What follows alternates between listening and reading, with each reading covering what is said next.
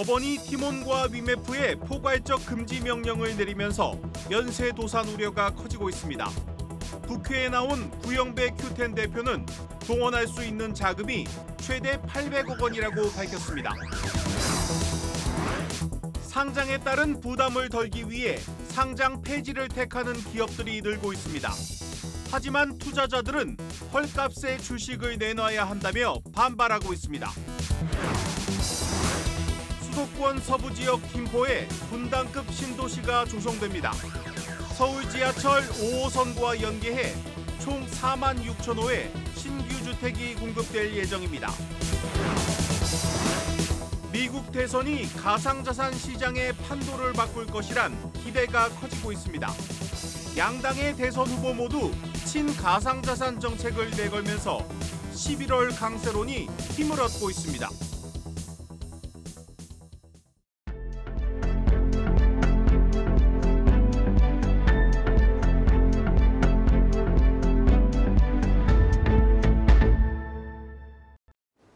뉴스 플러스 시작합니다. 법원이 전격적으로 티맨과 위메프에 포괄적 금지 명령을 내리면서 많게는 수십억 원의 정상금을 받지 못한 중소 판매사들의 연쇄도산 우려가 커지고 있습니다. 결국 파산에 들어갈 것이란 전망이 지배적인 가운데 오늘 국회에 나온 구영배 큐텐 대표는 동원할 수 있는 돈이 최대 800억 원뿐이라고 밝혔습니다. 취재 기자와 보다 자세히 알아보겠습니다. 산업부 김채영 기자 나왔습니다. 김 기자, 일단 먼저 이 티맨과 위메프가 어제 기업회생을 신청했는데 법원이 오늘 바로 이 포괄적 금지 명령을 내렸습니다. 이렇게 되면 뭐 거래가 아예 중단되는 건데 이렇게 되면 연쇄도산 좀 불가피한 거 아닙니까? 네, 법원이 오늘 대규모 정산 환불 지연 사태가 발생한 티몬과 위메프에 대해 보전 처분과 포괄적 금지 명령을 내렸는데요.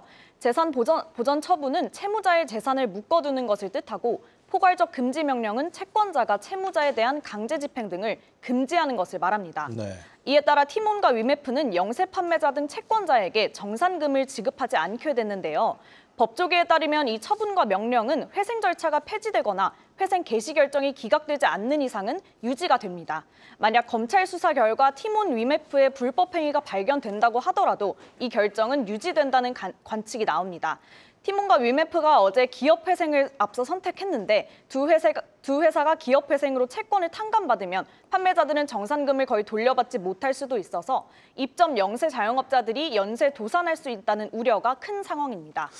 네, 티몬과 위메프가 이 기업회생을 신청했지만 이 회생보다는 이 파산으로 갈 가능성이 높다. 이런 전망이 지배적인데 어떻습니까?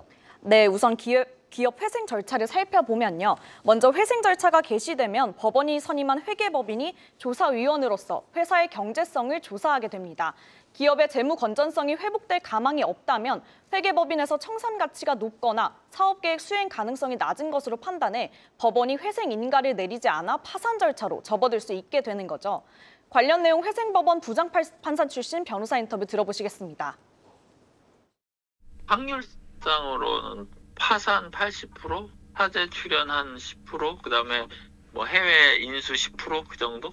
회생 M&A 절차를 시도해 보는 거예요. 근데 그 두 가지가 1년 반 안에 이루어져야 되고 1년 반 안에 이루어지지 않으면 회생이 기각되고 바로 채권자들이 뭐 계좌나 이런 거 다 압류할 테니까 파산으로 갈 수밖에 없어요. 티몬과 위메프의 누적 손실은 각각 1조 2,644억 원, 7,559억 원으로 완전 자본 잠식 상태에 빠져 있습니다. 이런 상황에서 티몬과 위메프가 파산하면 채권이 그대로 휴지 조각이 될 수도 있어서 돈을 덜 받는 회생과 돈을 못 받는 파산 중에 선택해야 할 처지에 놓인 겁니다. 네, 가장 중요한 건 이 티몬과 위메프의 대주주 이 큐텐 그룹이 피해를 복구할 수 있는 돈이 있느냐일 텐데 오늘 구영배 큐텐 대표가 국회에 나와서 이 800억 원이 전부라고 했네요. 네, 구 대표는 이날 국회 정무위원회 티몬 위메프 미정산 사태 현안 질의에 출석해 사과 의사를 우선 밝혔습니다. 사제 출연을 선택한 구 대표의 정확한 재산 규모는 파악되지 않고 있는데요. 업계 일각에서는 구 대표의 지분 가치가 1조 원이 넘는다는 분석도 나오고 있습니다. 하지만 구 대표는 이날 국회에서 최대 동원할 수 있는 자금이 800억 원 규모고 문제 해결을 위해서 큐텐 지분을 모두 내놓겠다고 말했습니다. 부분에서 우리가 최대한 동원할 수 있는 자금 그건 800억인데 그 800억? 바로 이 부분으로 다 투입할 수 있을지에 대해서는 그게 저의 제가 갖고 있는 그 모든 것은 사실은 회사에 투입을 했습니다. 38% 갖고 자, 있습니다. 100% 동을 제가 갖고 있는 거 모든 걸 다 내놓겠습니다. 구 대표는 또 지난 2월 인수한 북미 유럽 기반 글로벌 온라인 쇼핑몰을 인수대금해 티몬과 윌메프 자금을 쓴 사실을 인정했는데요. 인수 자금이 어디에서 나왔느냐는 질의에 현금으로 들어간 돈은 4,500만 달러였고 그 돈에 대해 일시적으로 티몬과 윌메프 자금까지 동원했지만 한 달 내에 바로 상환했다 이렇게 말을 했습니다. 업계에서는 큐텐그룹 전체가 경영난을 겪고 있는 만큼 구 대표 보유 지분 가치는 담보로 인정받기가 어렵다고 지적합니다. 또 회사의 회생이 불투명한 상황에서 지분을 사려는 곳이 있을지도 의문이라는 시각이 많습니다. 네, 일단 정부가 이 5,600억 원의 긴급 자금을 수혈하기로 했는데 이건 어느 정도 효과를 볼 수 있을까요? 지금 당장 유동성 위기에 몰린 판매자에게는 도움이 될 수 있겠지만 당장 이 유동성 위기를 해결하는 수혈일 뿐이라 효과가 크지 않을 것으로 보입니다. 네. 구 대표가 환불 사태에 책임을 지기 위해 사죄를 내놓겠다는 입장도 밝혔지만 정부가 추산한 위메프와 티몬의 지난 5월 기준 판매자 미정산 금액이 만만치 않습니다. 금융당국에 따르면 현재 파악된 미정산액은 약 2,100억 원으로 추산되는데요. 이것도 지난 5월까지 미정산 추정치에 불과해서 6월과 7월 판매분에 대한 미정산액 등을 포함하면 1조 원을 넘길 것으로 예상되고 있습니다. 판매자 미정산 피해 규모는 8월부터 더 확대될 것으로 보이는데요. 이런 상황에서 완전한 구제가 가능할지는 좀 더 지켜봐야 할 것으로 보입니다. 네, 잘 들었습니다. 산업부 김채영 기자였습니다.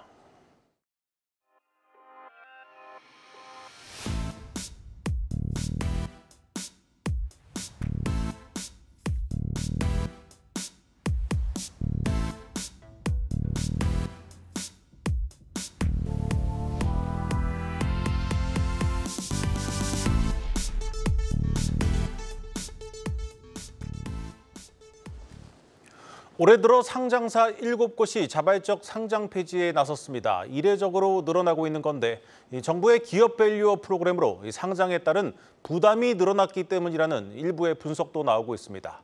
오늘도 한 곳이 상장 폐지를 위한 주주총회를 열었습니다.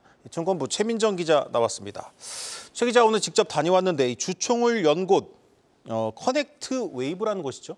네, 맞습니다. 오늘 임시 주주총회가 상장 폐지를 위한 마지막 관문인 만큼 소액 주주들은 상장 폐지 반대표를 던지기 위해 왔다고 전했습니다. 커넥트 웨이브의 전신은 다나와로 2022년 코리아 센터와 합병한 이커머스 플랫폼 기업인데요. 같은 해에 MBK 파트너스가 커넥트 웨이브의 경영권을 인수한 바 있습니다. 이후 MBK 파트너스는 올해 4월부터 자발적 상장 폐지를 위해 소액 주주의 지분 38.90%를 18,000원에 공개 매수한다고 공시를 했습니다. 두 차례 걸친 공개 매수를 통해 지분을 확보한 이후 79%까지 이 지분율을 끌어올렸는데요. 다만 상장 폐지를 위한 목표 지분인 89.9%엔 미치지 못했습니다. 상장 폐지를 진행하기 위해선 대주주가 공개 매수를 통해 코스피 95%, 코스닥의 경우에는 90%의 지분을 확보해야 하는데요. 지난 2021년 고점과 비교해 공개 매수 가격이 다소 낮다고 판단한 소액 주주들이 공개 매수에 응하지 않았기 때문입니다. 그분들하고 끝까지 갈 겁니다. 제3의 평가할 수 있는 그러한 전문가 집단이 실제로 공개 매수 가격이 얼마가 적정한지 그러면 우리 소액 주주도 따를 겁니다. 결국 커넥트 웨이브는 임시 주주총회에서 포괄적 주식 교환 안건을 승인했습니다. 소액 주주의 주식은 18,000원으로 한국 이커머스 홀딩스 쪽으로 넘어가게 됩니다. 네, 올해 들어 이 자발적 상장 폐지를 선택하는 기업들이 조금 늘고 있습니다. 그 이유는 뭡니까? 네, 올해 들어서 쌍용 CN이 락앤락 등 7개사에서 자발적 상장 폐지를 위한 공개 매수를 추진했는데요. 쌍용 CN이와 대양제지 이 두 곳만 상장 폐지가 완료됐고요. 5곳은 현재 진행 중입니다. 네. 2022년에서 2023년 2년간 7곳이 자발적 상장 폐지한 것과 비교하면 올해 좀 그 수가 지나치게 많은 거죠. 두드러진 특징은 사모펀드가 인수한 이후 상장 폐지 추진이 많아진 겁니다.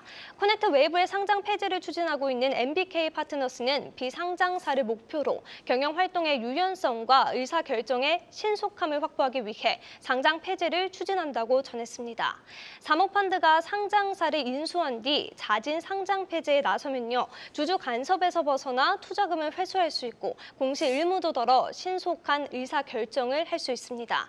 특히 최근 정부의 기업 밸류 프로그램 추진으로 배당 확대, 자사주 소각 등 주주 환원 정책을 펼쳐야 하는 점도 부담 요인으로 작용했다고 설명합니다.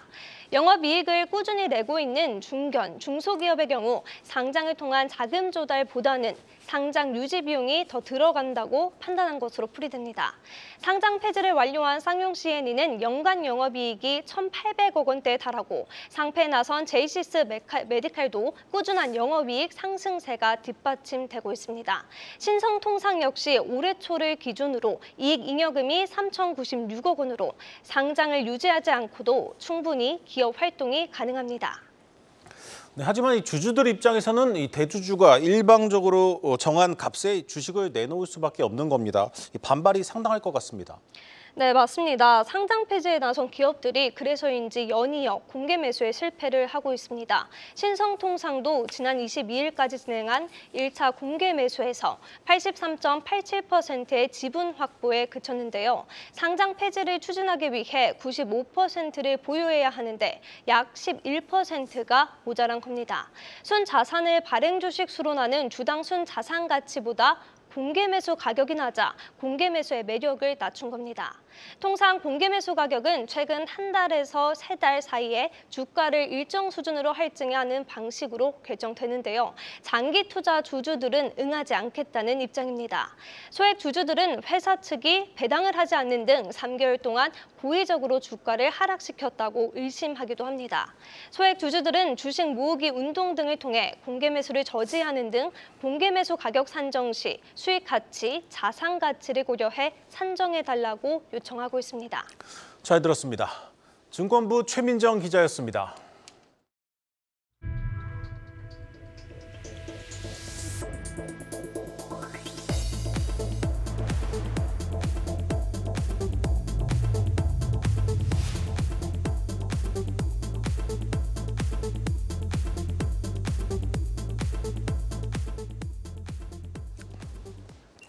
윤석열 정부의 첫 신도시가 서울 여의도에서 30분 거리 경기도 김포에 들어섭니다. 이 규모로만 따지면 웬만한 3기 신도시보다 큰데 문제는 오는 2030년에야 분양을 시작한다는 겁니다. 방서우 기자입니다. 경기도 김포 한강 신도시 인근. 여의도로 30분 내 출퇴근 가능한 해당 부지에 김포 한강 2공공주택지구가 들어섭니다. 총 4만 6천 가구 규모로 웬만한 3기 신도시보다 큰 데다 인근 4개의 택지지구와 합하면 분당 신도시만큼 넓어집니다. 정부는 이곳을 필두로 평택과 구리 등 수도권에서 약 15만 가구를 공급해 무주택 서민의 내 집 마련 기회를 늘린다는 계획입니다. 사실상 윤석열 정부의 4기 신도시 사업이 본격적으로 시작된 건데 시장의 반응은 시큰둥합니다. 아직 3기 신도시조차 제대로 착공하지 못한 상황에서 4기 신도시를 어느 세월에 기다리느냐는 겁니다. 김포 한강 2지구의 경우도 당초 2027년 입주가 목표였지만 이번 발표에 따르면 2030년은 돼야 분양이 시작됩니다. 불투명한 공급 일정과 함께 서울로 쏠린 수요를 흡수할지도 의문입니다. 사업성 부족을 이유로 사전 청약까지 받고도 본 청약이 취소된 수도권 단지들이 속출하거나 일정이 미뤄지고 있어서입니다. 공공택지는 분양가 상한제가 적용이 됩니다. 그러다 보니까 서민들 입장에선 싸게 공급을 받을 수 있는데 문제가 되는 건 항상 서울이죠. 실제로 서울 아파트 매매 가격은 18주, 전세 가격은 62주 연속 오르면서 매매와 전세할 것 없이 품귀 현상이 빚어지고 있습니다. 결국 신규 택지 위주의 공급이 한계에 다다르자 대통령실은 계약갱신 청구권, 전월세 상한제를 골자로 한 임대차 입법 폐지를 검토 중인 것으로 전해졌습니다. 4년 동안 임대료가 묶이면서 전세 물건을 내놓지 않던 다주택자들을 달래 물량을 신속히 확보하겠다는 구상으로 풀이됩니다. 한국경제TV 방서우입니다. 상장지수 펀드 ETF 시장을 둘러싼 운용사들의 경쟁이 상품 개발에서 인력 전쟁으로 번지고 있습니다. 얼마 전에는 ETF 브랜드 이름을 바꾸면서 경쟁을 하더니 이제는 마케팅을 위한 인력 강화에 나서고 있습니다. 김동화 기자입니다. 국내 ETF 시장에서 개인 투자자 비중은 34%. 올해 들어서만 9조 원 넘게 사들인 큰 손입니다. 이들의 선택을 기다리는 국내 ETF 상품은 900개에 육박합니다. 상품 수도 많고 베끼기도 적지 않아 운용사들은 투자자들의 선택을 받기 위한 마케팅에 사활을 걸고 있습니다. ETF 1, 2위, 삼성과 미래를 제외한 대부분의 운용사들이 ETF 이름을 바꿨습니다. 검색어 상단에 자사 브랜드명이 가장 먼저 나오게 하거나 직관적인 단어를 사용해 투자자들이 쉽게 기억할 수 있게 만들었습니다. 한투운용과 신한운용이 리브랜딩 이후 점유율을 끌어올리는 데 성공하면서 다른 운용사들도 따라 나선 겁니다. 운용사들의 마케팅 전쟁은 리브랜딩을 넘어 인력 늘리기로 이어졌습니다. 톱3 진입을 노리는 한투운용은 따로 두지 않았던 ETF 마케팅 전담 인력을 최근 2년간 11명까지 확충했습니다. 한투의 추격을 받고 있는 KB운용도 1년 새 ETF 마케팅 인원을 8명에서 11명까지 확대했고, 삼성운용은 전사 마케팅 총괄 부서를 크게 확충해 ETF 마케팅에 전진 배치했습니다. 주식과 상품에 대해 잘 아는 대형사 애널리스트를 마케터로 영입하는 등 고급화, 전문화에 나선 곳도 있습니다. 150조 원 ETF 시장을 두고 극한 경쟁이 계속되는 가운데 운용사들이 창의적인 상품 개발보다는 판매 경쟁에 열을 올린다는 지적도 나옵니다. 한국경제TV 김동아입니다. 3개월 앞으로 다가온 미국 대선이 가상자산 시장의 판도를 바꿀 중요한 이벤트로 주목을 받고 있습니다. 양당의 대선 후보 모두 친가상자산 정책을 공약으로 내걸면서 11월 강세론이 힘을 얻고 있습니다. 박찬휘 기자입니다. 최근 한 달 새 국내 5대 원화거래소의 거래량이 3배 가까이 불어났습니다. 지난달 말 기준 6억 6,500만 달러에서 전날 17억 7천만 달러로 166% 증가했습니다. 거래소별로 보면 이용 고객이 적은 코빗과 코팍스가 상대적으로 높은 상승률을 기록했습니다. 거래량이 급증한 이유로 미국 대선 주자발 훈풍이 꼽힙니다. 가상화폐가 핵심 선거 자금원 중 하나로 떠오르자 대선 후보들이 친가상화폐 정책을 꺼내들면서 가상화폐 가격이 큰 변동성을 보이고 있기 때문입니다. United States of America to keep 100% of all the Bitcoin the U.S. government currently holds or acquires into the future. This will serve in effect as the core of the strategic national Bitcoin stockpile. 공화당을 견제하기 위해 비트코인을 범죄자들의 돈이라고 칭하던 카멀라 해리스 민주당 후보도 반가상화폐 기조를 탈피하기 위해 가상화폐 기업들과의 관계 회복에 나섰습니다. 이러한 기조 속에 비트코인 가격은 전날 9,700만 원 가까이 급등했습니다. 대외 호재에 따른 상승인 만큼 비트코인 김치 프리미엄도 1%까지 하락했습니다. 김치 프리미엄이란 특정 가상화폐의 국내외 가격 차이를 보여주는 지표로 통상 수치가 낮을수록 상승 여력이 높다고 해석됩니다. 실제로 지난 2021년 2월 비트코인 김치 프리미엄이 마이너스 2.8%까지 떨어졌는데 이때 비트코인 가격은 2달 만에 사상 최고치인 8천만 원 넘게 급등한 바 있습니다. 월가에서는 미국 대선이 가상화폐 시장에 호재로 작용할 것으로 보고 있습니다. 투자은행 스탠다드 차터드는 미국 대선이 있는 올해 11월에 비트코인 가격이 10만 달러를 돌파할 것이라며 트럼프 후보가 당선되면 연말 15만 달러, 내년엔 20만 달러까지 치솟을 것으로 전망했습니다. 한국경제TV 박찬입니다. 최근 글로벌 빅테크 기업들의 인공지능 투자를 둘러싼 의구심이 커지고 있습니다. 과연 인공지능 서비스가 막대한 돈을 들인 만큼 수익을 낼 수 있느냐 의문이 커지고 있습니다. 산업부 전효성 기자 나왔습니다. 전 기자, 인공지능을 바라보는 이 투자자들의 좀 온도가 바뀌고 있습니다. 이 주가가 이를 증명해주고 있죠? 네, 맞습니다. 챗 GPT가 등장한 이후 AI와 관련한 투자 소식이 전해질 때마다 빅테크 주식은 큰 폭으로 움직였습니다. 하지만 이번 2분기 실적 시즌에 접어들면서 상황은 좀 급변했습니다. AI의 수익성을 들여다보기 시작한 거죠. 지난 24일 구글 알파벳은 올해 2분기 실적과 순이익이 지난해보다 14%, 29% 늘었다고 밝혔습니다. 호실적이었는데요. 하지만 이날 알파벳의 주가는 5% 넘게 하락했습니다. 그리고 이후로도 하락세는 이어지는 추세였습니다. 이유가 뭐였는지 살펴보니까 바로 132억 달러에 달하는 자본 지출 때문이었습니다. 시장 전망치가 122억 달러였는데 이것보다 지출 규모가 컸던 거죠. 결국 AI는 막대한 투자 비용만 지출할 뿐 회사의 수익은 광고, 검색 같은 기존 서비스에서 나오는 것이 아니냐, 이런 지적이 나오는 이유입니다. 네, 결국 인공지능이 빠른 시일 내에 수익을 내기 어려울 것이다. 이런 분석이 더 설득력을 얻는 분위기입니다. 이 투자자들 어떻게 투자한 돈을 회수할 것이냐 좀 의문을 제기하고 있는 분위기죠. 네, 맞습니다. 결과적으로 AI를 둘러싼 지금 순환매 흐름이 좀 이어지고 있거든요. 이것이 투자금을 회수하는 것을 좀 방증하는 것이 아니냐, 이런 분석이 나오는 겁니다. 네. 생성형 AI 열풍이 불자 AI 산업 개화에 따른 기대감으로 가장 먼저 대형 기술주, 빅테크 기업 주가가 뛰어 올랐습니다. 그 다음에는 어떻게 하면 AI 서비스를 원활히 구동할지, 이런 데이터 센터나 전력기기 같은 이제 인프라 분야에 대한 관심이 쏠렸습니다. 마찬가지로 HBM 같은 반도체가 주목받은 것도 같은 이유에서였습니다. AI 산업이 활성화되는 건 맞는데 실제로 돈이 되는 것이 어떤 영역인가, 이런 것을 찾는 과정이 이런 순환매 과정이었던 겁니다. 반면 스마트폰 시장은 수익성에 대한 답을 아직까지 제시하지 못한 상황입니다. 새로운 AI 기술이 구형 휴대폰에도 업데이트로 반영될 예정인데다가 휴대폰에 이미 내장돼 있는 AI 기술을 2차적인 수익으로 연결 짓는 건 쉽지 않기 때문입니다. 기업 대 고객, B2C보다는 기업 대 기업, B2B 분야에서의 수익화가 주목되는 이유입니다. 그렇다면 이제 기업 고객들을 대상으로 한 인공지능 서비스는 어떤 것들이 있습니까? 네, 가장 대표적인 것이 기업형 클라우드입니다. 기존에는 대부분의 기업들이 데이터를 저장하는 서버를 회사에 각자 보유하고 있었습니다. 하지만 회사 규모가 점점 커지고 데이터 센터가 많아질 때마다 서버를 확충해야 되고 인력을 늘려야 하는 한계점이 있었습니다. 때문에 대규모 데이터 센터를 누군가가 짓고 여기에 각 기업의 정보를 저장하는 클라우드 시장이 2, 3년 전부터 개화하기 시작했습니다. 말 그대로 데이터 센터를 임대차 계약을 맺는 그런 개념인 거죠.